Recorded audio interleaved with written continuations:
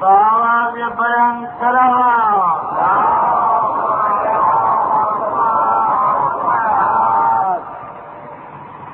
بسم الله الرحمن الرحيم. الحمد لله رب العالمين، والصلاة والسلام على سيد الأنبياء والمرسلين أبي القاسم خاتم النبيين وآله الطيبين الطاهرين المعصومين.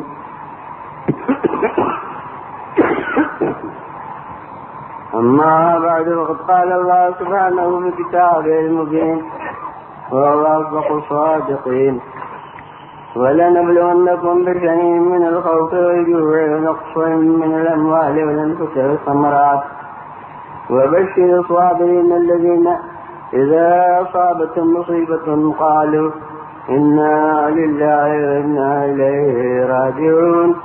أولئك عليهم صلوات من ربهم ورحمة وأولئك هم المهتدون.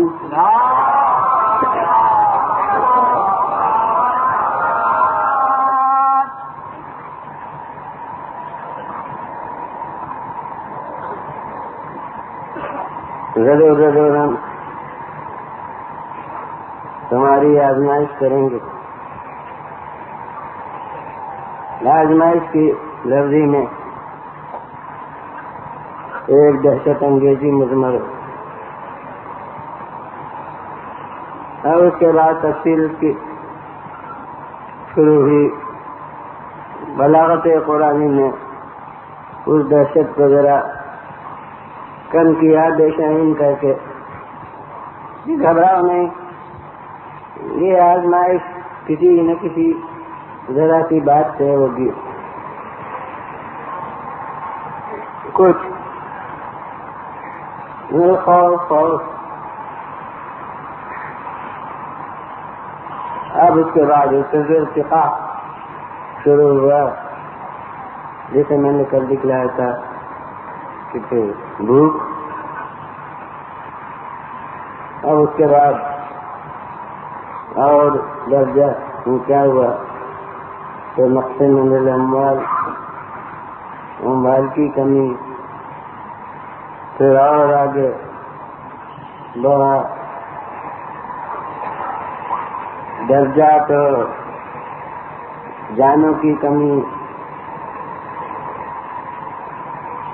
پھر اس کے آگے اب مطلب تو کل کہی چکا کہ اولاد کی کمی، اولاد میں سے بس کا داغ اٹھانا. بس اب یہاں تک پہنچ کے گویا بیان کی تلخی انتہا تک پہنچ گئی. لہذا بلا فاصلہ کر دیا وبشر، اور خوشخبری دو. اور قدرت کی طرف کی خوشخبری کی حلاوت میں یا خوشگواری میں اس پوری ناگواری کو جو پہلے پیدا ہوئی تھی دور کیا. مگر ہم خوشخبری دو کنہیں؟ صابرین کو، صبر کرنے والوں کو. اب یہ لفظ صبر قرآن اور حدیث کی بدولت ہر مسلمان کو حفظ ہے. ہماری روزمرہ کی زبان کا جز بن گیا ہے. یہاں تک کہ غیر مسلم بھی جو اردو بولتے ہیں ان کو صبر کی لفظ یاد ہے. کوئی مصیبت پر پڑی کہا صبر کرو، نہ جانے کس طرح سے برابر صبر کی لفظ زبانوں پر آیا کرتی ہے، مگر یہ عجیب کرشمہ ہے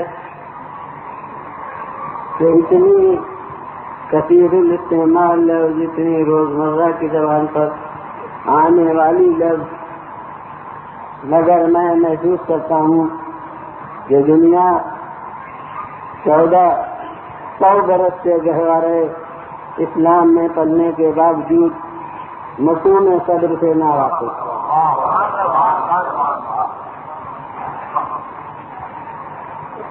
صبر کے متعلق طرح طرح کی غلط فہمیاں پائی جاتی ہیں۔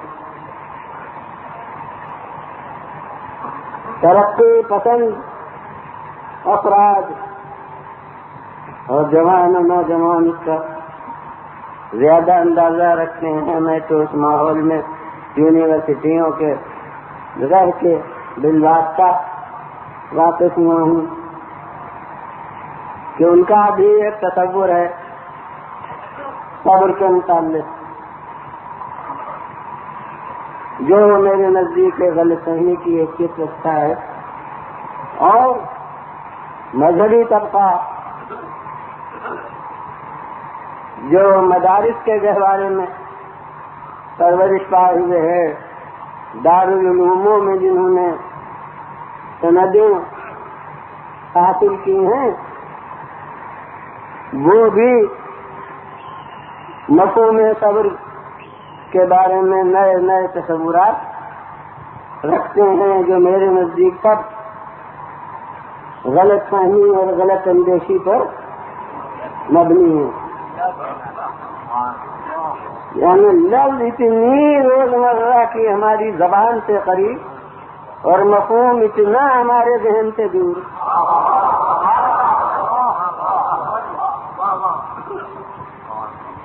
ترقی پسند طبقے میں جو تصور ہے وہ میں پیش کروں، جوان اور نوجوان محسوس کریں گے، اور تعلیم یافتہ افراد بھی جو اس ماحول سے گزرے ہیں یا اس ماحول میں ہیں، اور دوسرے لوگ سنی سنائی حیثیت سے وہ بھی اب محسوس کریں گے کہ ہاں یہ ہے تصور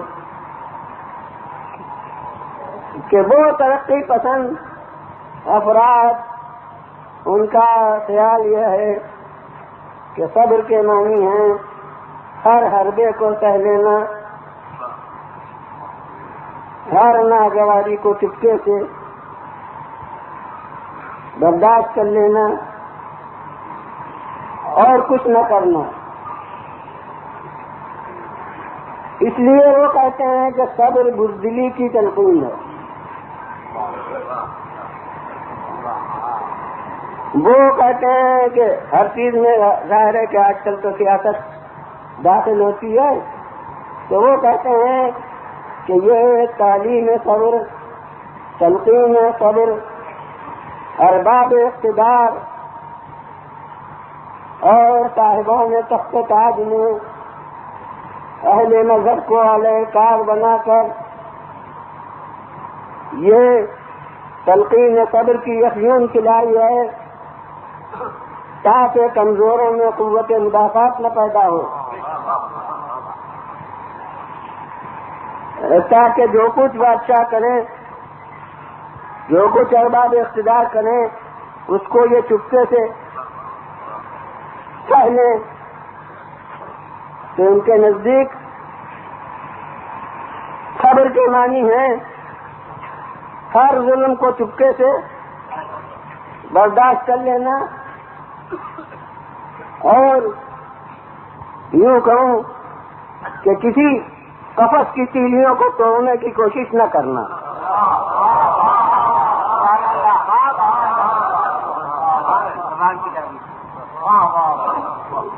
یہ ان کے نزدیک صبر کا مفہوم ہے۔ لہذا اسے یہ تلقین صبر کو بزدلی کی تعلیم قرار دیتے ہیں۔ یہ ہے ترقی یافتہ تصور جو صبر کے متعلق نئی روشنی کے ذہنوں میں پایا جاتا ہے۔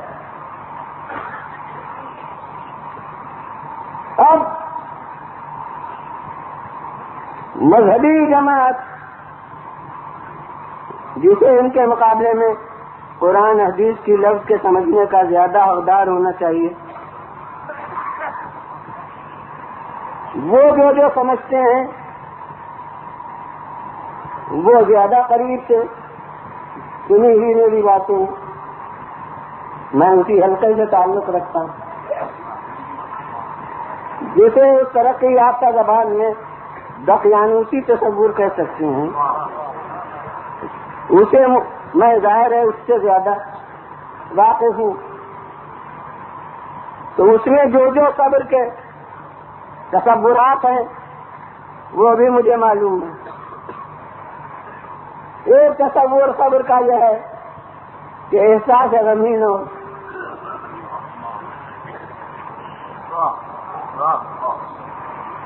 ادھر احساس غم ہوا اور گویا صبر کے خلاف، یعنی خوشی اور غم سب یکساں ہو، جو بھی ہو جس حال میں گزرے بس آدمی پر کوئی اثر ہی نہ ہو۔ یہ ایک تصور صبر کے بارے میں۔ دوسرا تصور یہ ہے کہ نہیں بھائی احساس غم چاہے ہو، مگر اول اور آخر صبر یہ ہے کہ آنکھ سے آنسو نہ نکلے، دیوار بنے کھڑے رہو، کوئی بھی لاش سامنے ہو، کوئی بھی انتہائی دلدوز منظر سامنے ہو، بس ادھر آنکھ سے آنسو نکلا اور ادھر پیچھے سے آواز آئی کہ ارے صبر کے خلاف۔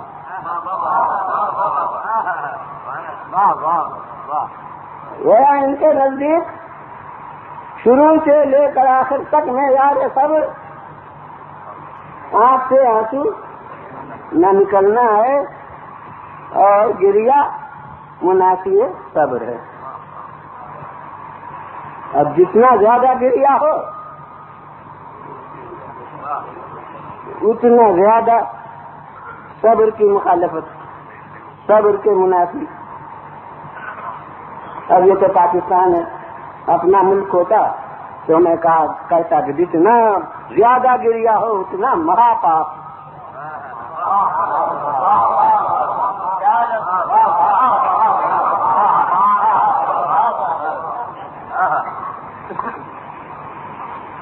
تو ظاہر ہے کہ آج ایک دن ہے اس مرکو میں صبر کے لیے، مگر غالباً امامیہ مشن پاکستان تک تو نہیں پہنچی ہے وہ کتاب۔ امامیہ مشن ہندوستان میں حقیقت صبر کے نام سے ایک کتاب میری موجود ہے۔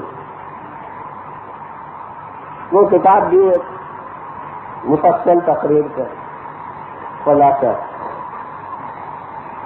تو ظاہر ہے کہ آج تو آخری مجلس ہے تقریباً، یعنی اس سلسلے ہمارے یہاں بھی نئی تاریخ کی مجلس آخری ہوتی، یہاں بھی تقریباً نہیں ہے۔ یوں معلوم ہوا کہ جلوس سے پہلے یا بعد کل کچھ بیان ہوگا، مگر یہ کہ وہ بہرحال اس سلسلے کی تقریباً 9 تاریخ کی مجلس آخری ہوا کرتی، تو اب اس لیے اتنی تفصیل سے تو عرض کرنے کا موقع نہیں، مگر پہلے تو تفصیل کیونکہ بیان کی گئی ہے تو وہ ترقی پسندانہ تصور جو ہے اس کا جائزہ لوں۔ تو میں اپنے ترقی پسند دوستوں سے، آزاد خیال بچوں سے یہ کہوں گا کہ یہ صبر کی لفظ آپ کو کہاں سے سننے میں آئی؟ تو ظاہر ہے سب سے پہلے قرآن مجید سے یہ سننے میں آئی۔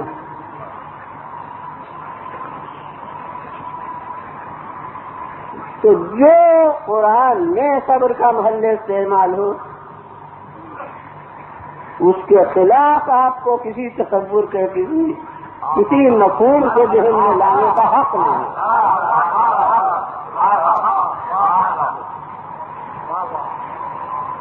تو اب آپ یہ کہتے ہیں کہ صبر البزدلی کی تلقین ہے. آئیے قرآن سے دیکھیں. تو جب قرآن میں ہم دیکھتے ہیں تو میدان جنگ کی ثابت قدمی کو قرآن لفظ صبر سے تعبیر کرتا ہے.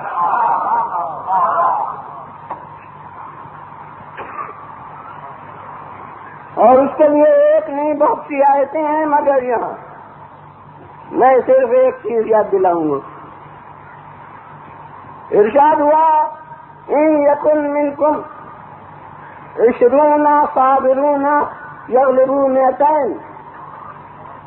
دیکھو مسلمانوں، اگر تم میں 20 صبر کرنے والے ہوں تو وہ 200 پر غالب آئیں. وَإِن يَكُن مِّنكُم 100 صَابِرَةٌ يَغْلِبُوا أَلْفًا مِّنَ الَّذِينَ كَفَرُوا. اور اگر تم میں 1000 صابر ہوں، بہادر نہیں کہہ رہا ہے قرآن، صابر کہہ رہا ہے.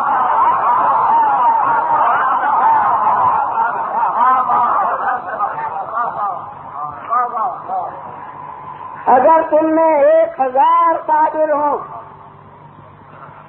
تو وہ، اگر تم میں 200،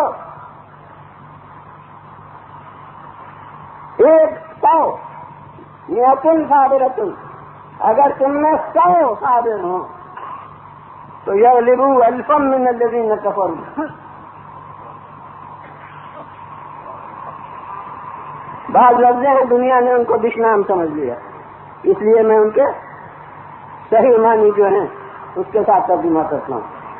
اگر تم میں 100 صبر کرنے والے ہوں تو انہیں ان لوگوں میں سے جو تمہارے اصول کے ماننے والے نہیں ہیں 1000 پر غالب آنا چاہیے. تمہارے 100 صابر ہوں تو ان کو غیروں کے 1000 پر غالب آنا چاہیے. اور پھر فلسفہ بھی بتا دیا کہ یہ 20 200 پر غالب آئے اور 100 1000 پر غالب آئے. کیوں؟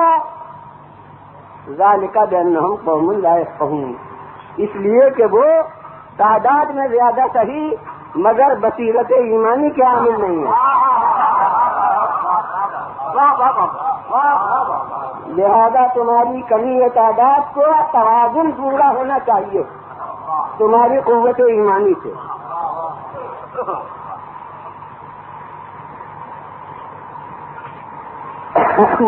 ان دوستوں کو پکاروں گا کہ دیکھیے قرآن کہہ رہا ہے صبر وہ چیز ہے جو 10 گنے مقابلے کی طاقت دیتا ہے.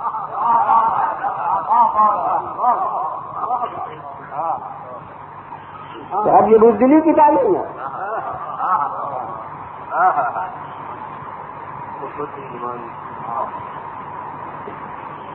اب میں کیا کروں؟ یہ آیت تو نہیں ہے، قرآن کی آیتیں ہیں. کیا اس کے بعد بلا فاصلہ دوسری آیت ہے، اور جب ہم تفسیر قرآن کے لحاظ سے تلاوت کرتے ہیں تو معلوم ہوتا ہے کہ بس اس کے بعد یہ اتری. اور کوئی حافظ قرآن اسی صورت سے وہ ظاہر پڑھے گا جو کاغذ پر لکھی ہوئی. تو وہاں آیا کہ یکن منکم 20 صابرون یغلبوا 200 وان یکن منکم 100 یغلبوا الفا من الذین کفروا بانہم قوم لا یفقہون. الآن خفف اللہ عنکم. اگر اللہ تم کا تخفیف کرتا تو جیسے بلا فاصلہ ہم نے پڑھا ویسے بلا فاصلہ آئے اتنی. ابھی تو یہ کہا کہ اب کون سا سب ہے؟ معلوم ہوتا ہے جب وہ آیت اتری ہے تو دعوے داران ایمان کو جس کا نام مسلمان ہے اپنے استحکام ایمانی کا دام زیادہ تھا، لہذا یہ آیت اتنی مطالبہ یہ کیا گیا کہ 20 ہوں تو 200 کا مقابلہ کریں اور غالب آ کے دکھائیں، اور 100 ہوں تو 1000 کا مقابلہ کریں اور غالب آ کے دکھائیں۔ اب لازمی طور پر ہر صاحب عقل سمجھ سکتا ہے کہ اس کے بعد درمیان میں کوئی کسر منزل پیش آئی، کوئی سخت معرکہ ہوا جس میں مسلمان اس معیار پر پورے نہیں اترے، تو اب کہا جا رہا ہے کہ الان بس معلوم ہو گیا تم کتنے پانی میں ہو، اب اللہ تم سے تخفیف کرتا ہے۔ فَإِن يَكُن مِّنكُم مِّئَةٌ صَابِرَةٌ يَغْلِبُوا مِئَتَيْنِ، اب اللہ تم سے ہلکا کرتا ہے امتحان سے، اگر تم میں 100 صبر کرنے والے ہوں تو 200 پر غالب ہوں۔ وَإِن يَكُن مِّنكُمْ أَلْفٌ يَغْلِبُوا أَلْفَيْنِ، اور اگر تم میں 1000 ہوں تو 2000 پر غالب آئیں، یعنی اگر تم کسی درجے کے بھی مسلمان ہو تو دینی مقابلے سے تو نہ گھبراؤ۔ اب اس کے بعد تخفیف نہیں ہوئی ہے، اب تخفیف کر کے اب اتنا مطالبہ ہے کہ 100-200 پر غالب آئے اور 1000 2000 پر غالب آئے، یعنی کچھ تو کفر و ایمان میں فرق ہو۔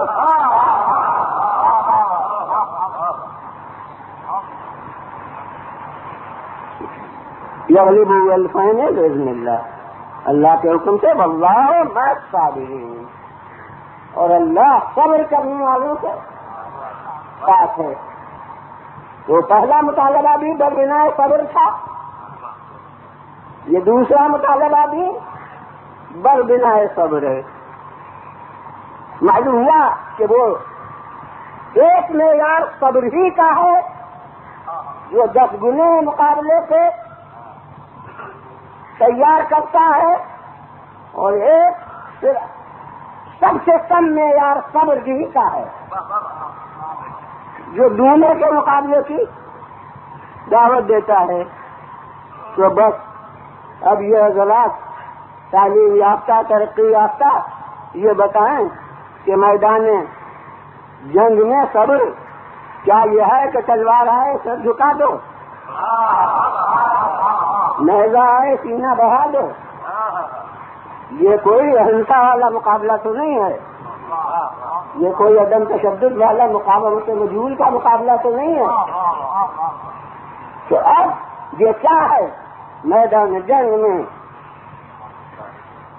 برداشت، سہار، اور اس کا لازمی نتیجہ ہے قرار۔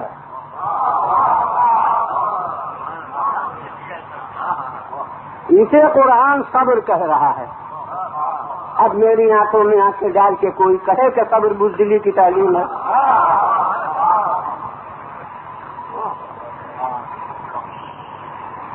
تو یہ تو نئی ترقی یافتہ دنیا کی غلط فہمی تھی جو قرآن کی آیت سے رد ہو گئی۔ اب علماء ملت ہیں، اب مفتیان نظام ہیں، اب دارالعلوموں کے فارغ التحصیل ہیں، اب ان سے بات کرنا ہے۔ تو پہلا تصور کہ صبر کے معنی ہے کہ احساس غمین ہو۔ کیا معنی؟ یعنی آدمی کا نفس اس طرح کا ہو کہ اسے خوشی اور غم میں فرق ہی نہ محسوس ہو. تو اب آج کل تو ڈاکٹروں کے یہاں ایسی دوائیں نکل آئی ہیں کہ اسے لگا دیا ادھر ادھر تو جسم بے ہوش ہو گیا.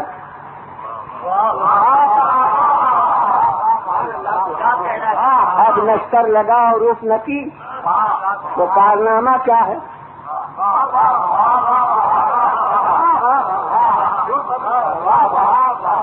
اسی طرح اگر دل و دماغ ایسے موف ہو گئے ہیں کہ خوشی اور مسرت میں فرق ہی نہیں محسوس ہوتا، احساس غمی نہیں ہوتا، تو پھر صبر کارنامہ کون ہے؟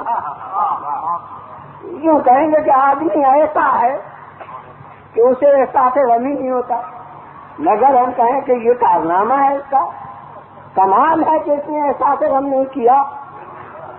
تو احساس غم ہونے کی بات ہے، کرنے کی بات نہیں ہے. یہ کیفیت ہے، عمل نہیں ہے. اور دور علم میں ایک جملہ میرا کافی ہوگا کہ یاد رکھیے کہ انسان کی صفت خاص ہے شعور و ادراک. کوئی صفت کمال اس کی وہ نہیں ہو سکتی جو بے شعوری پر مبنی ہو.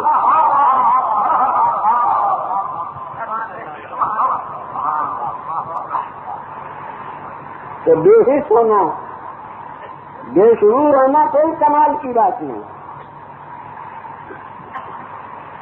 اب آئیے اس آخری بات کو لیں کہ نہیں احساس غم تو ہوگا، وہ فطری چیز ہے، لیکن آنکھ سے آنسو نہ نکلے. بس یہ ہے اول اور آخر معیار ہے.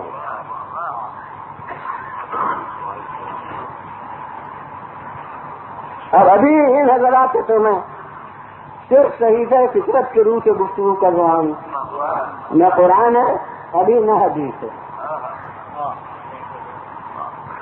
تو میں کہتا ہوں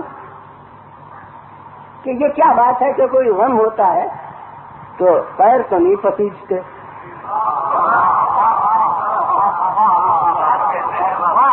ہاتھوں میں تو کوئی بات نہیں پیدا ہوتی. یہ کیا بات ہے کہ آنکھی سے آنسو نکلتا ہے؟ ماننا پڑے گا کہ جو دل اور آنکھ کا خالق ہے اس نے دل اور آنکھ میں کوئی ربط رکھا. اب وہ ایک دن غلط فہمی دور کر چکا ہوں کہ دل وہ ڈاکٹری والا دل نہیں ہے، وہ آپ اس کی جگہ دماغ کہہ لیجیے. تو اس نے دل و دماغ اور آنکھ کے درمیان ایک رابطہ رکھا ہے کہ دل و دماغ پر جب اثر غم ہوتا ہے تو آنکھ سے آنسو نکلتا ہے. تو اگر دل و دماغ اور آنکھ دونوں مزاج معتدل پر ہیں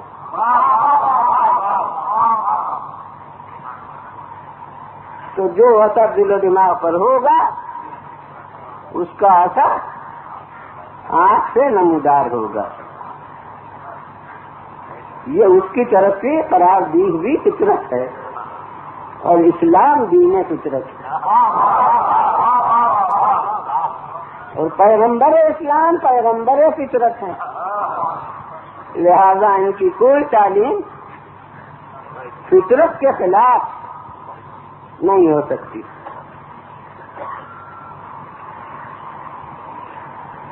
اور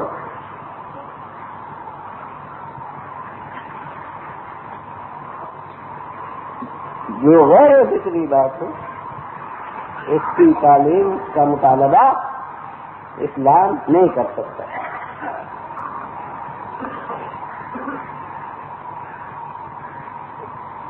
اب کوئی کہے کہ آپ نے ان قدیم اور جدید سب تصورات کو رد کر دیا تو اب آپ پر بار ہے کہ آپ بتائیے کہ صبر کے کیا معنی ہے. میں کہتا ہوں کہ صبر کی لفظ کا جہاں جہاں استعمال ہوتا ہے وہ مختلف ہے. کچھ قضائے آسمانی سے، تقدیر الہی سے مصائب آتے ہیں، جیسے عزیزوں کی جدائی، باپ موجود اور بیٹا دنیا سے اٹھ گیا، بھائی سے بھائی جدا ہو گیا. یہاں بھی یہی کہتے ہیں کہ صبر کیجیے، قرآن اور حدیث بھی کہتے ہیں. یہی پر محل ہے کہ انا للہ و انا الیہ راجعون کہا جاتا ہے. تو اسی کو تو قرآن نے کہا تھا بشر الصابرین الذین. معلوم ہوا کہ یہ محل ہے کہ جس کو ہم اس تعلیم قرآن پر عمل کا موقع سمجھتے ہیں. تو زبان پر آتا ہے انا للہ و انا الیہ راجعون. تو اب یہاں پر وہ بات تو آتی نہیں کہ چپکے سے سہ لو، یہاں نہ سہیے گا تو کیا کیجیے گا. اس کے مقابلے میں کون سورما ہے جو بہادری دکھائے، جو کہیں کہ یہاں صبر کی چلتے ہیں بزدلی کی تعلیم ہے، اور آپ بزدل نہیں اٹھیے گا تو کیا کیجیے گا. تو یہ تو تقدیر الہی سے مصائب آ رہے ہیں. آپ کتنے بہادر دلاور ہوں لیکن اسے تو برداشت کیجیے ہی گا، اسے تو کریے ہی گا. تو وہاں تو آپ افیون کھائے میں ہو یا نہ کھائے میں ہو، دونوں طرح سے آپ بے بس اور بے کسی ہوں گے اس کے فیصلوں کے مقابلے میں. تو ایک یہ جگہ ہے جہاں کہا جاتا ہے، اور عام طور سے یہی محل ہے جس کا زیادہ سابقہ پڑتا ہے، لہذا کہتے ہیں صبر کرو. دوسرا محل اس میں ہمارے یہاں کی زبان میں تو صبر کہتے بھی نہیں، یعنی میدان جنگ. مگر میں نے کہا قرآن نے وہاں صبر کی لفظ استعمال کی کہ وہاں صبر کرو. تو وہاں بھی صبر وہ نہیں ہے کہ پرانے زمانے کے جو نئے تصورات کے مقابلے میں نے اسی کو پیش کیا تھا کہ وہاں کیا یہ ہے کہ چپکے سے سب حربے سہ لو. اور حربے ملایان کرام ان سے عرض کروں گا کہ آپ نے جو معیار صبر قرار دیا ہے کہ بس وہ ہی نہیں، اور قرآن اسی صبر کو میدان جنگ میں پیش کر رہا ہے. تو جنگ کے میدان میں صبر کے کیا یہی معنی ہے کہ رو نہیں؟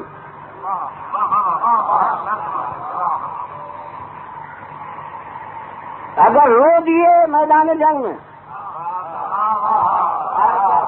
تو صبر کے خلاف، اور ہنستے ہوئے میدان سے ہٹ گئے تو ماشاء اللہ صاحب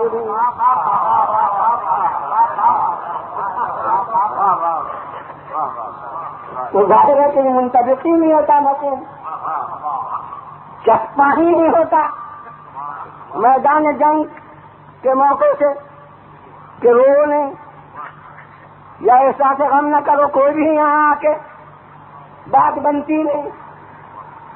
اور یہاں قرآن، اور میں نے وہی کہہ دیا تھا کہ ایک آیت میں پڑھوں گا، مگر وہ ایک نہیں ہے بلکہ بہت سی آیتیں ہیں. تو یہ میدان جنگ میں قرار جو ہے، ثبات قدم جو ہے، اسے بھی صبر قرآن نے کہا.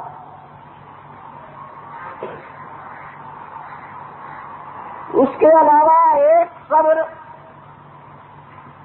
بلا تفریق فرقہ. تمام علماء لکھتے ہیں کہ احکام شریعہ کی پابندی بھی مطلقہ صبر ہے.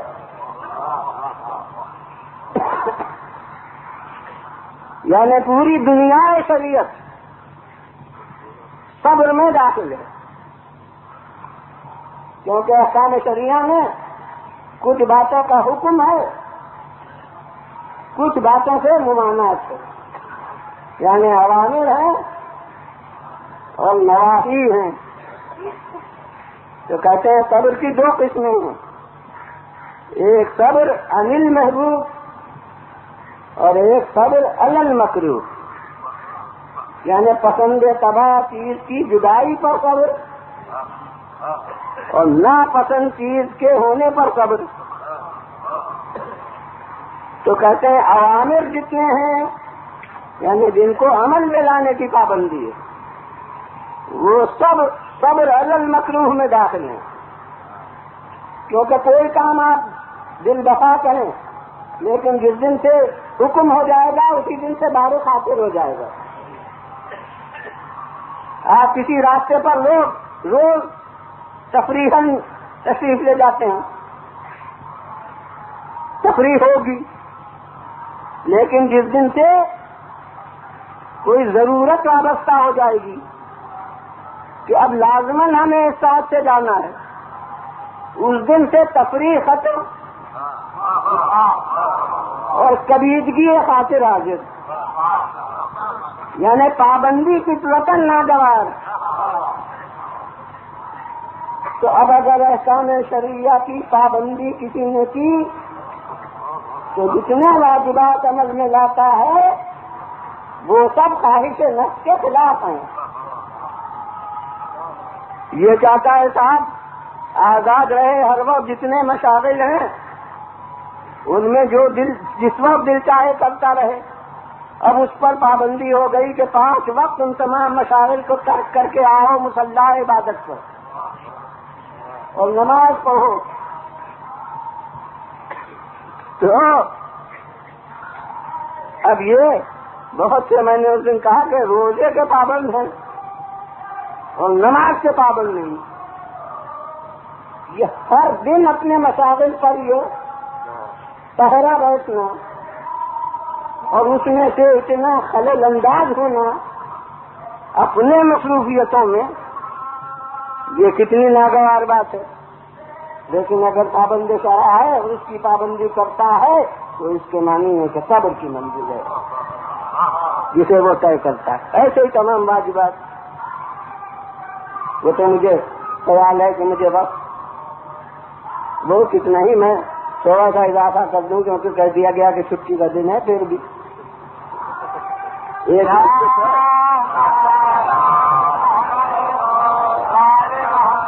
اس کا وقت محدود ہے، خود میرے لحاظ سے محدود ہے، کسی اور کی طرف سے پابندی نہ ہو، خود میری طرف سے پابندی۔ تو یہ جتنے واجبات ہیں سب صبر علی المکروہ میں داخل، ناگوار طبع بات پر صبر، اور جتنے نواہی ہیں وہ سب صبر عن المحبوب میں داخل، کیونکہ انسان کی یہ بھی ایک طبیعت ہے کہ جس چیز سے روکا جائے اسی کو دل چاہنے لگے۔ کوئی کھانا آپ کبھی نہ کھاتے ہو لیکن جس دن سے ڈاکٹر صاحب منع کر دیں گے اسی دن سے دل چاہنے لگے گا۔ تو اب انسان ان پابندیوں کو برداشت کرتا ہے تو یہ صبر ہے۔ تو جتنی شریعت ہے وہ سب صبر میں داخل۔ تو اب دیکھیے کتنے الگ الگ شعبہ ہے حیات ہو گئے۔ بھائی کا غم ہوا، باپ کا سایہ سر سے اٹھ گیا، بیٹے کا داغ ہوا، وہاں بھی کہا صبر کرو۔ میدان جنگ میں سے مقابلہ ہو رہا تھا، وہاں بھی مطالبہ ہوا کہ صبر کرو۔ شریعت کے احکام آئے مختلف شعبوں سے متعلق، وہاں بھی یہی کہا گیا کہ صبر کرو۔ تو کیا صبر کی لفظ کے الگ الگ معنی ہیں؟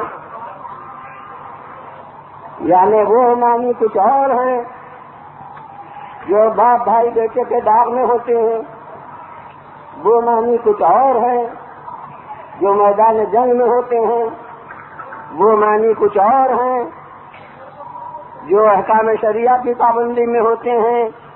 ہو تو سکتا ہے کیونکہ عربی زبان میں بہت سی لفظیں مشترک ہیں، مگر بالکل لغت کو ہم دیکھتے ہیں تو الگ الگ معنی کوئی نہیں. اشتراک معنی کا جو ہوتا ہے وہ لغت کے لحاظ سے ہوتا ہے. تو مجھے الگ الگ معنی لغت میں نہیں نظر آتے کہ ایک میدان جنگ میں تیرنا معنی لکھے ہوئے ہوں, ایک بھائی باپ بھائی کے غم کو برداشت کرنا معنی لکھے ہوئے ہوں, ایک احکام شریعہ کی پابندی معنی لکھے ہوئے ہوں. کہیں مجھے لغت میں یہ فرق نظر نہیں آتا.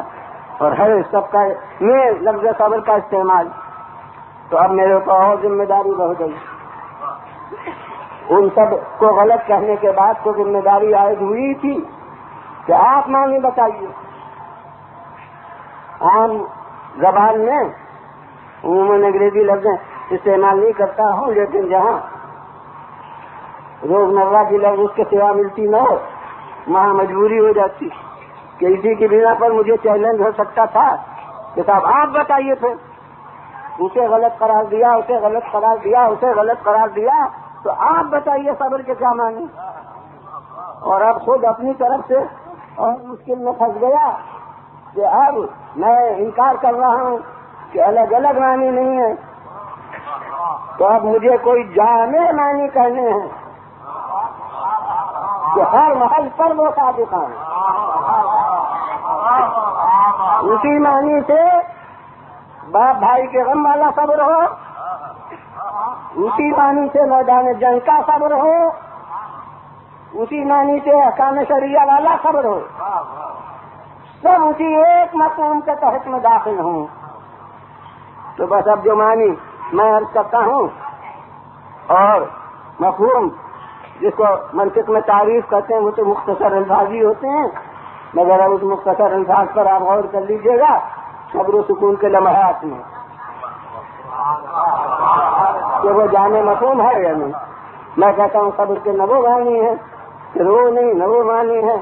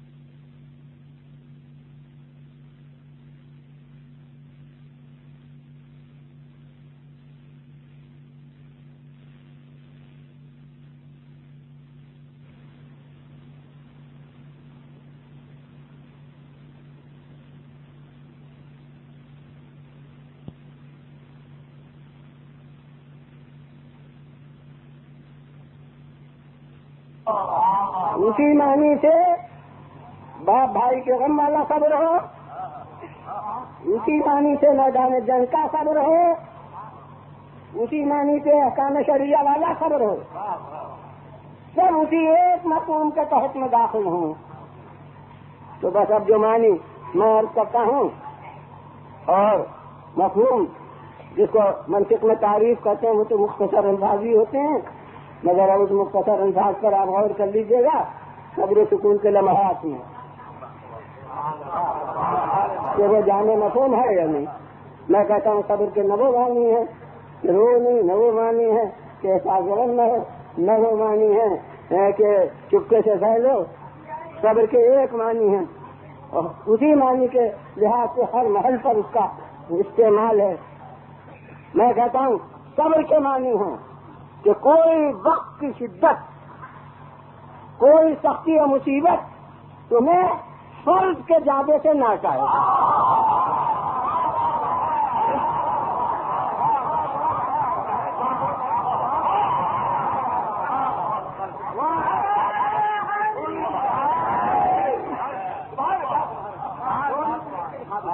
پھر بلند آواز سے بولا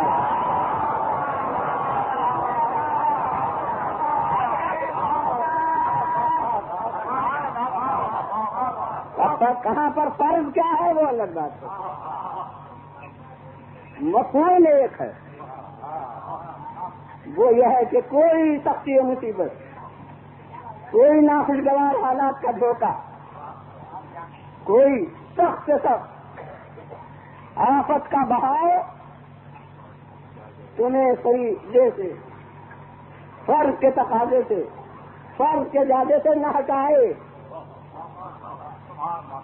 یہ ہے صبر۔ اسی لحاظ سے ہر جگہ صبر ہے، اور صورتیں صبر کی بدل سکتی ہیں فرض کے بدلنے سے۔ کبھی سکوت صبر ہوگا، کبھی کلام صبر ہوگا، کبھی سکون صبر ہوگا، کبھی حرکت صبر ہوگی، کبھی سلو کر لینا صبر ہوگا، کبھی جنگ کے لیے کھڑا ہو جانا صبر ہوگا۔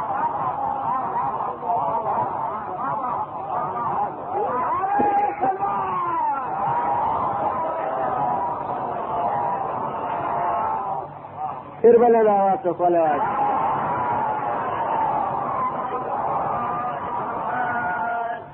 اور ظاہر ہے پھر اتنا وسیع باب ہو گیا کہ یہاں سے بھی اگر اس طرح شروع کروں تو ایک مجلس سے زیادہ کی بات ہے، مگر بس ایک مثال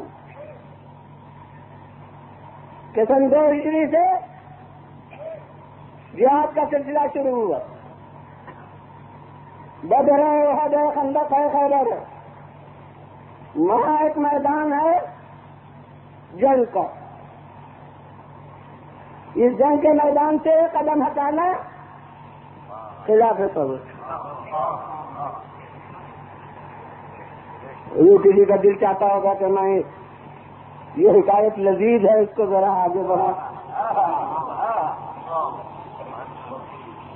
مگر مجھے لذت نہیں آتی تاریخ مرکب میں کردار کے۔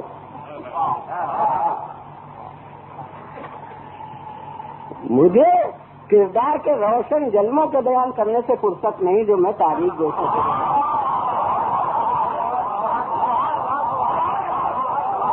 چلو آگے جیے بلند آئے بلند آواز سے فلا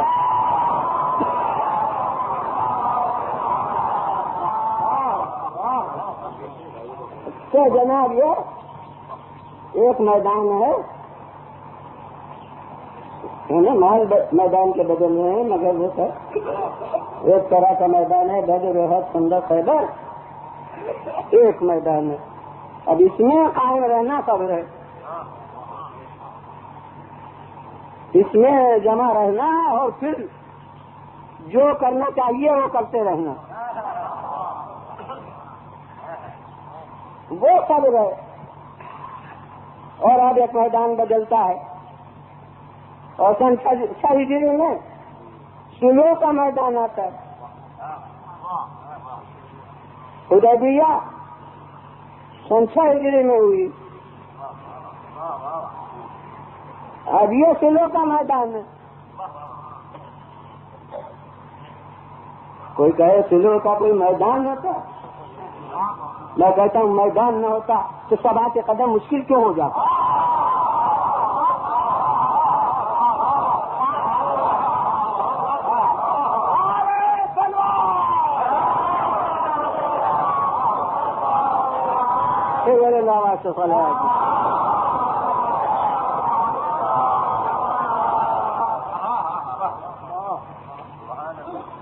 تو یہ ایک میدان ہے بہت صبر آزما، یہ سلو کا میدان ہے۔ اور اب وہ ایک صابر مجاہد ہے اسلام کا کہ اس میدان میں جس کے ہاتھ میں علم ہوتا تھا اسی کے ہاتھ میں آج قلم ہے۔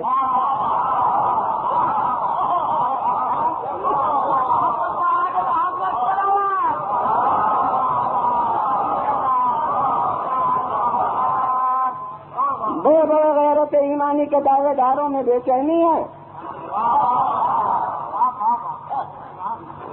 کیوں ہم اس ذلت کو کیوں قبول کریں؟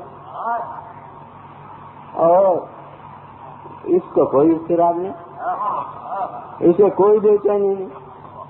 جس طرح علم ہاتھ میں ہوتا تھا تو ہاتھ میں لرزش نہ تھی، اسی طرح قلم ہاتھ میں ہے تو ہاتھ کو کوئی لرزہ نہیں.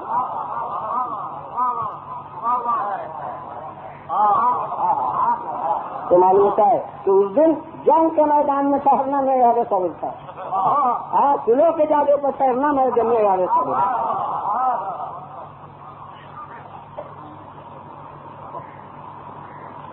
تو بس یہ ہے مفہوم ہے صبر کہ کوئی وقت کی شدت نہ فریضے کے جادو سے نہ ہٹائے. آپ دیکھیے بھائی اٹھ گیا، بیٹا داغ جدائی دے گیا. یہاں دیکھیے فریضہ ایمانی کیا ہے، ایمان کا تقاضا کیا ہے. لوگ بس رونا سمجھتے کہ رو نہیں. میں کہتا ہوں کہ رو نہیں اور سب اول پول رکھتے رہو. وہ تو نہیں رہا، لہٰذا کہ یہ بہت قادر ہے، اللہ سے تقدیر الہی پہ اعتراض کر رہا ہے. خدا تو ظالم ٹھہرا رہا ہے کہ میرے بیٹے کو چھین لیا. ہاتھی تو نہیں لا رہا ہے تو کوئی صاحب فتویٰ کا ہے بہت قادر ہے. آپ کے معیار کا ہے قادر، رو تو نہیں رہا. میں کلمات کفر بک رہا تو کہیے قادر. میں کہتا ہوں کہ یہ غلط فہمی پیغمبر خدا صلی اللہ علیہ وسلم وقت میں بھی موجود تھی.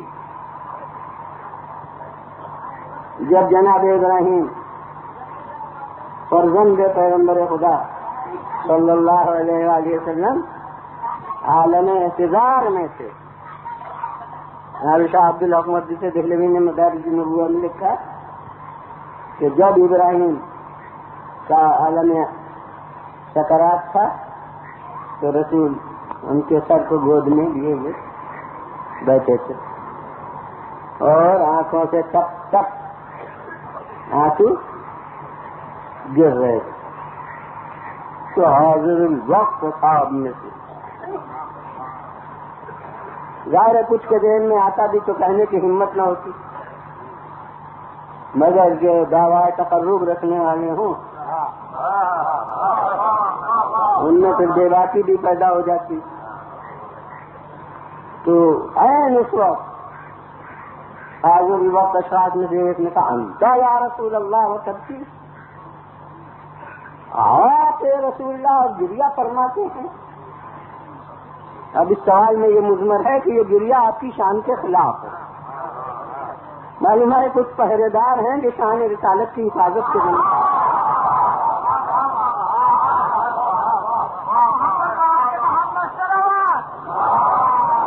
آپ یا رسول اللہ اور گریہ فرما رہے ہیں. مجھے معلوم ہے کہ مسلمانوں میں کتنے مکتب خیال ہیں، تو ایک مکتب خیال کے نقطۂ نظر کو سامنے رکھ کے میں کہتا ہوں کہ پیغمبر کے لیے بہت آسان تھا کہ جواب میں بشریت کی سپر لے لیتے ہاتھ میں. کہتے کہ بھائی یہ بشریت تھی جو میں رو رہا ہوں، مطلب یہ کہ اسے سند نہ بنانا.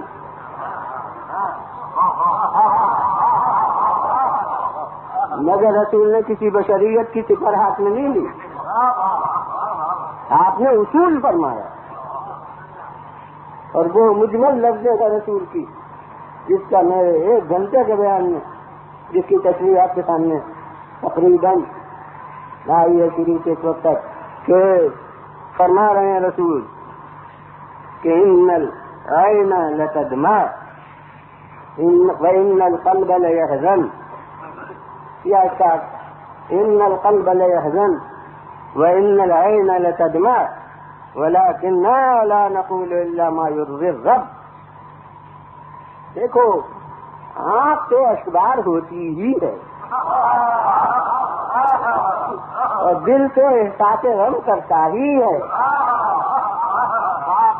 شرح اس کی وہی ہے جو میں کہہ چکا کہ احساس غم فطرت دل ہے اور آنسو نکلنا فطرت چشم ہے. معیار صبر یہ نہیں ہے. نہ احساس غم نہ ہونا معیار صبر، نہ آنسو کا نہ نکلنا معیار صبر. پھر پورا کروں بات کو کہ دل تو رنجیدہ ہوتا ہی ہے اور آنکھ سے آنسو تو بہتے ہی ہیں، لیکن ہماری زبان سے کوئی کلمہ ایسا نہیں نکل سکتا جو مرضی ہے پروردگار کی.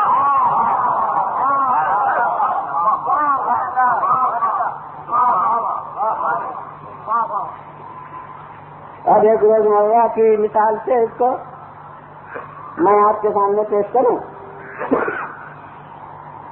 ہاتھ میں زخم ہوا، ڈاکٹر نے جو ماہر ہے اس کا ہر قسم کی کوشش کی، مرہم سے زخم اچھا ہو جائے، نہیں ہوتا. آخر اس نے طے کر لیا کہ جب تک پتہ نہ کیا جائے ہاتھ، اس وقت تک جان نہیں بچ سکتی. اس نے فیصلہ کیا کہ ہاتھ کو یا اس کے کسی جز کو انگلی کو قطع کرنا ہوگا.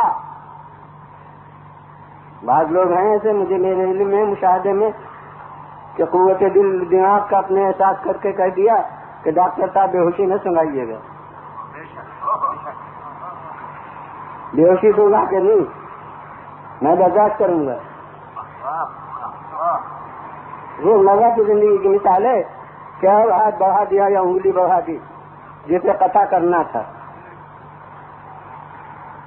ڈاکٹر نے قطع کرنا شروع کیا، چہرے کا رنگ متغیر ہوا. یہ میں کہتا ہوں کہ کیفیت درد ہے، راستہ درد ہے.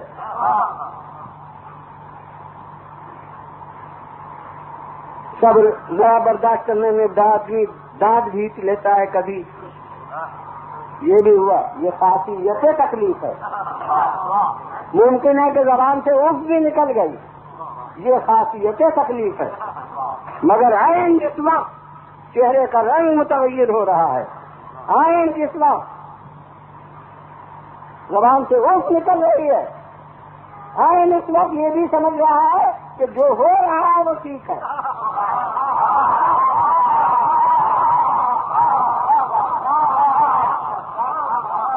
بس یاد رکھیے کہ مطالبہ ایمانی یہی ہے ہر مسلمان سے. بھائی سے بھائی جدا ہوا، رو رہا ہے، آنکھوں سے آنسو بہ رہے ہیں، یہ تو خاصیت مصیبت ہے. بیٹا گیا، آنکھ کی روشنی کم ہو گئی، یہ تو خاصیت مصیبت ہے.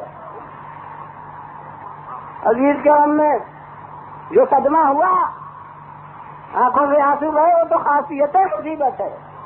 لیکن عین جس وقت رو رہا ہے، عین جس وقت آنکھوں سے آنسو بہ رہے ہیں، عین جس وقت میں کہ باویلا کہہ رہا ہے، عین اس وقت یہ کہہ رہا ہے، یہ سمجھتا ہے کہ خدا کا فیصلہ غلط نہیں ہے.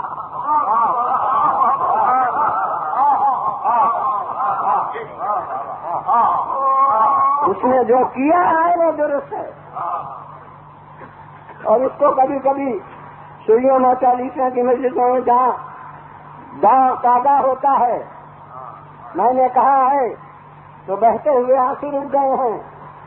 اور جس کو داغ مصیبت تھی اس کے دل کو قرار آ گیا ہے. میں نے کہا کہ اس کے لیے بس ایک چیز کے سامنے رکھنے کی ضرورت ہے کہ جس کے ہاتھ میں قلم تقدیر ہے وہ جاہل نہیں ہے اور ہمارا دشمن نہیں ہے.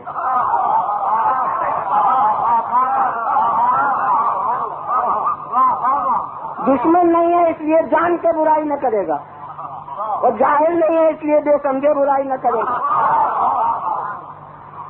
تو برائی جو ہوتی ہے دو ہی طرح ہوتی. بس یہ ہے مطالبہ ایمان، یہ ہے مطالبہ اسلام، اور یہی ہے معیار صبر. اور اس لیے جو سید الصابرین ہے ہمارے نزدیک، اور ہمارے نزدیک کیا دنیا ماننے کو تیار ہے، دنیا ماننے کو مجبور، وہ سید الصابرین. اس پر غم کا اثر ہوا، مصیبتوں کے اثرات اس پر مرتب ہوئے بے اختلاف درجہ. ہاں وہ ہمارے دوست ہیں اور ہم سے خاص روابط رہے ہیں اور محبت ہے. مجھے معلوم ہے بڑا خوبصورت مصرع ان کا ہے بہت مشہور، جو جواں بیٹے کی میت پر نہ رویا وہ حسین. میں کہتا ہوں شعر ہونے کے لحاظ سے وہ بہت خوبصورت مصرع کہی، لیکن میں حقیقت کے لحاظ سے تائید نہیں کر سکتا. ہمارے حسین وہ نہ تھے جو علی اکبر ایسے بیٹے پر نہ روئے.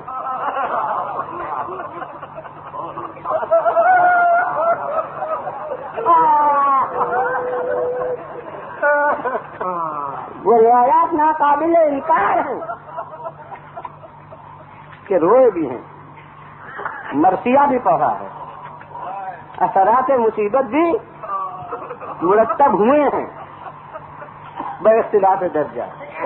اصحاب تب گئے، مولا کا کوئی اثر ایسا نمایاں نہیں ہوا، مگر حبیب جو گئے خان الانکسار علی وجہ الحسین، مولا کے چہرے پر شکستگی کے آثار نمودار ہو گئے. بس اور تفصیلات بعد میں عرض کروں گا، کیونکہ مسائل میں ذرا دماغ کو فلسفے میں الجھانا ٹھیک نہیں ہوتا ہے. حالانکہ کبھی کبھی میں اس جرم کا ارتکاب کرتا ہوں مجبوراً. جب سمجھنے اور سمجھانے کی بات مسائل میں آ جائے تو پھر بے سمجھے بے سمجھائے آگے نہیں بڑھتا.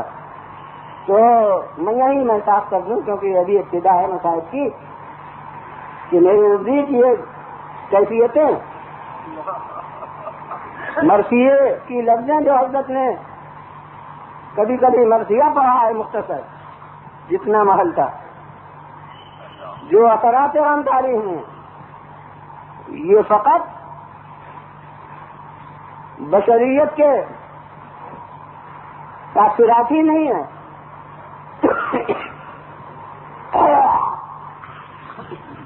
بلکہ ان میں قربانیوں کا تعارف بھی ہے.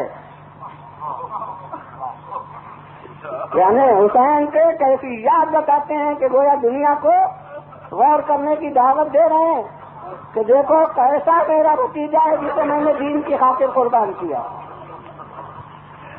دیکھو کیسا میرا بھائی ہے جسے میں نے دین کی خاطر قربان کیا. یہ الفاظ و کیفیات یہ اس مجاہد کا تعارف بھی ہمیں کراتے ہیں. یہ شکستگی کے آثار نمایاں ہوئے تو ہم سمجھے جو حبیب تھے وہ کوئی دوسرا نہیں تھا. اصحاب میں 10 پہلے ہزار اب باب مصائب ہے، اور مصائب میں زیادہ اتنی قوت وفا نہیں کیا کرتی ہے جتنے بیان کی گنجائش فضائل میں ہوتی ہے، تمہید میں ہوتی ہے. تو اس لیے بس اب تیز رفتاری سے ذرا منزلیں طے کرنا چاہتا ہوں کہ عزیز سب جدا ہو گئے، بھانجے بھی رخصت ہوئے، بتیجے بھی رخصت ہوئے، مگر اب جب قاسم رخصت ہو رہا تو کسی کو گلے لگا کے مولا نہیں ہوئے تھے.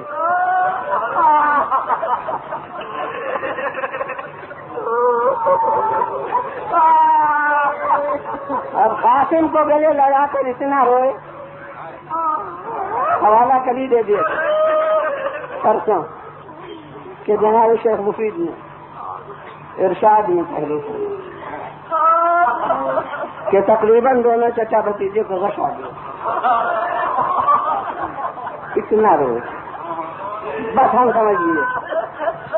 سمجھ لیے کہ اس بھتیجے کی جو قیمت ہے حسین کی نگاہ میں وہ اب تک کسی دوسرے عزیز کی اتنی قدر قیمت مولا کی نگاہ میں نہیں تھی. یعنی اتنا حسین کا پیارا جتنا یہ بھتیجا تھا اتنا کوئی دوسرا نہ تھا. اور عباس کے پہلے کئی بھائی شہید ہو چکے ہیں. خود عباس کے سگے بھائی 3 تھے اس کے پہلے, ان کے علاوہ 4 تھے بھائی. تو وہ سب یکے بعد دیگرے میدان میں پہلے گئے ہیں اور ظاہر ہے ایک کا صدمہ ہوا مولا کو. لیکن عباس کسی کے جانے پر کمر نہیں تھامی.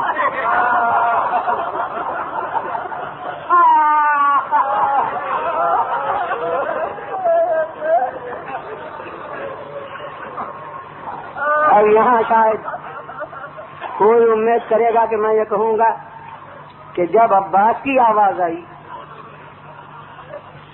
تو مولا نے کمر تھام دی. یہ جز کر کے بیان میں نے نہیں عرض کیا تھا. کل ہی تو عمر بن ہاشم کا حال بیان ہوا ہے تو یہ جز وہاں میں نہیں کہا تھا. ہر ایک نے صدا دی کہ مولا خبر لیجیے. علی اکبر نے لفظیں بدل دی جیسے میں نے اس دن عرض کیا تھا, مگر آواز دی. آپ متوقع ہوں گے کہ میں کہوں کہ عباس نے بھائی نہیں کہا اور بھائیوں نے کہا ہوگا یہ بھائی خبر لیجیے. عباس نے عمر بھر بھائی نہیں کہا تھا کہ اس وقت بھی بھائی نہ کہتے, وہی کہتے جو انصار نے کہا تھا, اصحاب نے کہا تھا, یا مولا ہو ادرکنی, اے آقا خبر لیجیے, اے مولا خبر لیجیے. تو میں کہوں گا کہ بس یہ آواز آئی اور مولا نے کمر تھام لی. مگر نہیں, کیا کروں, واقعہ نہیں ملتا, واقعہ محسوس نہیں ہوتا, درایتن نہیں ہے. میں کہتا ہوں کہ عباس کی تو آواز ہی نہیں آئی. مولا جیسے منتظر رہے کہ بھائی کی صدا اب آپ سے جانا پہچانا ہوا واقعہ جب بیان کروں گا تو آپ میری تصدیق کریں گے. میں کہتا ہوں کہ عباس نے تو پکارا ہی نہیں. کیوں؟ اس لیے کہ جب تک ہاتھ رہے تب تک تو خلاف سجاد سمجھتے تھے پکارنا, تب تو ہمت ہی نہیں آ رہے. اور جس وقت ہاتھ نہ رہے, اور اب کیا کروں, شان عباس کے ذرا خلاف معلوم ہونے سے ڈر لگتا ہے, مگر کیا کروں کہ ان لفظوں کے سوا ہے ہی نہیں کہ جس وقت سے ہمت ہار گئے. اور ہمت کب ہاری؟ جب مشق کا پانی بہا.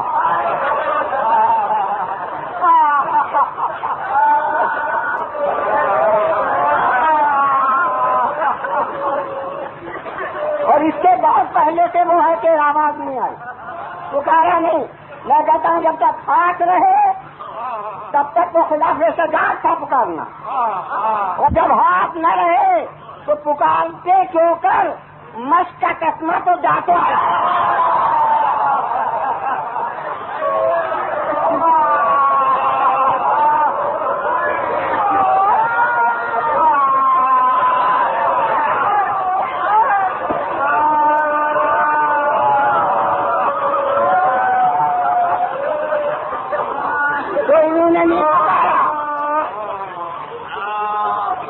انہوں نے پکارا نہیں. ظاہری سے مولا انتظار کرے, صدا ہی نہیں آئی.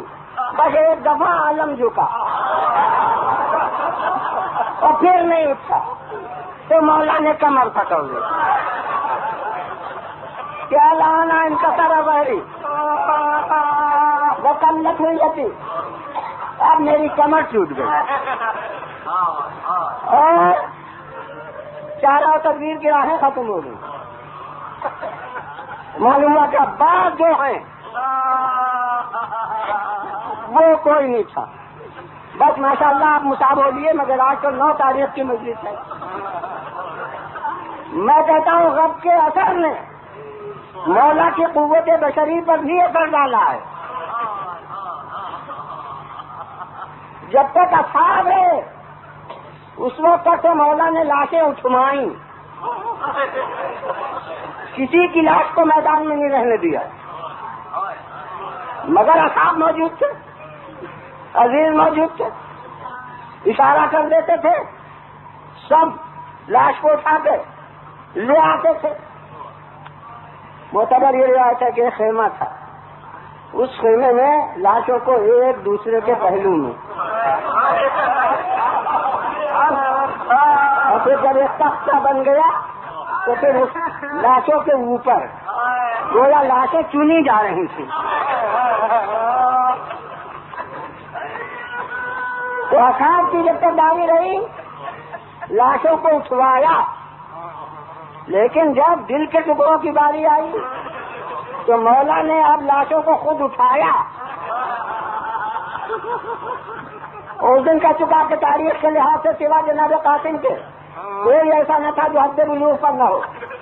اس کے معنی کہ جوان ہوتا تھا مجاہد, مگر 57 برس کی عمر میں مولا کی طاقت جسمانی یہ تھی کہ جوان کا لاشا اٹھاتے تھے اور لاشا اٹھائے ہوئے پشت فرس پر سوار ہوتے تھے.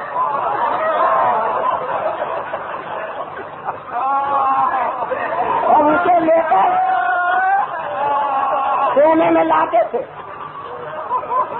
اصحاب سے الگ عزیزوں کے لیے وہ دوسرا خیمہ بنایا تھا. وہ ایسا خیمہ ہوگا کہ بیویاں بھی آ سکیں. ماشاءاللہ آپ بیکار ہیں, مگر مجھے ابھی کافی آپ کے سامنے ذکر مصیبت کرنا ہے. یہ طاقت تھی مولا کی. مگر اہل عزا جب قاسم کی صدا آئی, ارے تو مجھے تو اردو میں یہی لفظیں ملتی ہیں کہ ارے یہ پھول ایسا لاشا, یہ بچے کی لاش ہے. مگر اب مولا نے اٹھائی تو لیکن کمر سیدھی نہیں ہوتی. اب گھوڑے پر نہیں بیٹھتے, قاسم کی لاش لا رہے ہیں یوں کہ پیر زمین پر کھینچتے جاتے ہیں. یہ اثر مصیبت ہے جو اب مولا کی طاقت پر یوں نمایاں ہے. اور اہل عزا جب علی اکبر کی باری آئی تو منزل امامت کو تو اس وقت سامنے نہ لائیے. بشری حیثیت سے میں کہتا ہوں کہ جب علی اکبر کی منزل آئی تو اب تو ہمت ہی نہیں ہوئی کہ لاشا اٹھا. مگر دل بھی نہیں چاہتا کہ سب سے لاشیں لے جا چکا ہوں اور شبیہ پیغمبر کی لاش میدان میں رہنے دو. یاد رکھیے آپ کے لیے دفتر غم ہے, جب یاد آئے تو روئیے گا. مجھے تو الفاظ حسین میں بے بسی نظر آتی ہے. چاہتے ہیں علی اکبر کی لاش اٹھے مگر خود اب ہمت نہیں ہوتی اٹھانے کی. کچھ بچے نکل آئے ہیں تاکہ اپنے بھائی کا لاش لے چلو.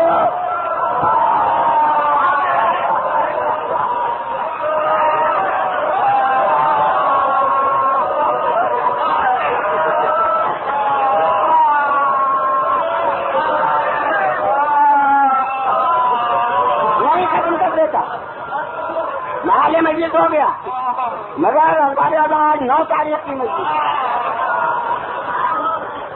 آج سے مولا کا حال بیان کرنا ہے مگر میری کیا مجال کہ کسی کی شہادت کو بیان نہیں کرتا. اور یہ قیامت ہے شہادت میں بیان کروں گا. جتنا میں بیان کروں اتنا سنیے اور جتنی تابع صبر ہو اتنا سنیے کہ ارباب اعضاء یہ تو جسمانی طاقت اس وقت تک ہے جب تک داؤ اٹھا رہے ہیں، لیکن اب جب کوئی نہ رہا تو اب وہ میں کہتا ہوں عزم و ایمان کی طاقت ہے کہ اب ہاتھ میں تلوار لی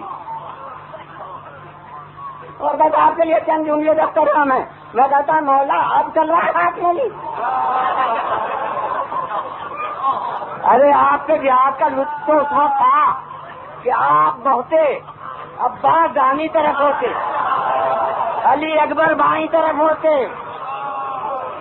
تمام شیر کسے کچھ دیکھ کے ہوتے، اس وقت جہاد کرتے تو میں کہتا ہوں پھر تاریخ کربلا کیا ہوتی؟ پھر تاریخ کربلا کچھ اور مرتب ہوتی. مگر مولا یہ اب تلوار اٹھائیے جب کمر عباس کے جانے سے ٹوٹ چکی، اب تلوار اٹھائیے جب آنکھوں کی بصارت علی اکبر لے جا چکے، اب تلوار اٹھائیے جب 72 کے بعد دل پر اٹھا چکے، مگر اب تلوار اٹھائیے کیونکہ یہ اس آئین شریعت کے نمائندہ ہیں جس میں سپردگی ظلم کے سامنے جائز نہیں ہے.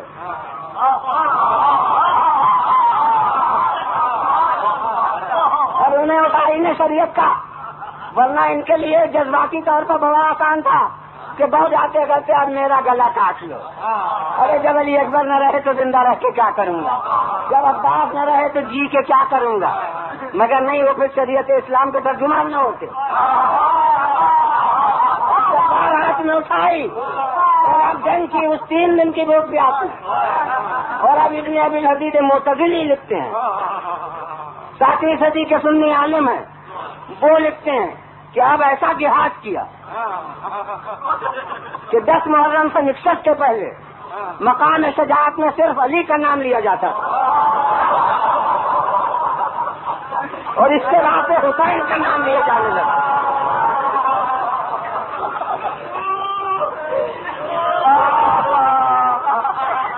وہ دکھلا دیا کہ ہاں علی مرتضیٰ کا فرزند ہوں، حمزہ کا بھتیجا ہوں. ماضی دیکھنے والوں کے لیے بدروحت کی تصویر تازہ کر دی. مگر اب وہ منزل آ گئی. میں تو جو کچھ عرض کیا اس کی روشنی میں کہوں گا کہ حد امکان بشری کے آخری نقطے کو بھی مولا ہی سمجھ سکتے اور وہاں تک تکلیف شریف تھی. بس جب وہ نقطہ آ گیا تو اب کیا ہوا؟ بس اب تو شہادت کی منزل ہے. اب میں کیا کروں؟ اب مجھے نہیں معلوم. آپ کے یہاں بھی یقیناً جلوس اعضا نکلتے ہوں گے جس میں زلزلہ ہوتا ہوگا. میں کہتا ہوں دنیا محسوس کرے کہ ہم نے کربلا کے انسانوں ہی کی یاد نہیں قائم رکھی. جانور بھی جس نے آل رسول کا ساتھ دیا اس کی یاد بھی ہم نے قائم رکھی. عرب میں فرس کی فراست مشہور ہے. اس کا نام ہی فرس اس لیے ہوا کہ جائے کہ وہ فرس جو معرکہ کربلا کے لیے منتخب ہوا ہے. حالانکہ وہ بھی 3 دن کا بھوکا پیاسا مگر آخر دم تک مولا کا ساتھ دیا. اور ہر منزل میں مولا کے ساتھ. اب 72 دفعہ مولا لاشیں اٹھانے گئے ہیں تو اس گھوڑے نے اس 3 دن کی بھوک پیاسی 72 دفعہ میدان میں آیا گیا ہے. پوری منزل جہاد مولا کے ساتھ اس نے طے کی ہے. مگر اب وہ وقت آیا کہ پوسٹ راکٹ دوش رسول سے خالی ہو.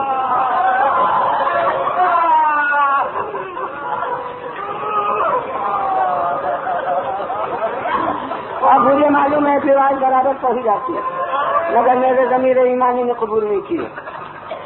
لہذا اب کیا کرے؟ محسوس کیا کہ اب میں سوار کا ساتھ کوئی خدمت سوار کی نہیں کر سکتا. تو اب اگر میدان میں عباس ہوتے تو عباس سے جا کے اشارہ کرتا، اگر علی اکبر ہوتے تو علی اکبر سے جا کے اشارہ کرتا. میں دیکھ رہا ہوں آپ مقابل سباہت نہیں، میں بس چند جملے ہیں ان کو سن لیجیے. مگر وہ تو سب زمین گرم پر پاک و خون میں آغشتہ پڑے تھے، کوئی سامنے نظر نہیں آتا تھا. اگر کوئی بیوی میدان میں ہوتی تو اس سے جا کے اشارہ کرتا، مگر بیویاں تو وہیں بیٹھی تھیں جہاں حسین بٹھا گئے تھے.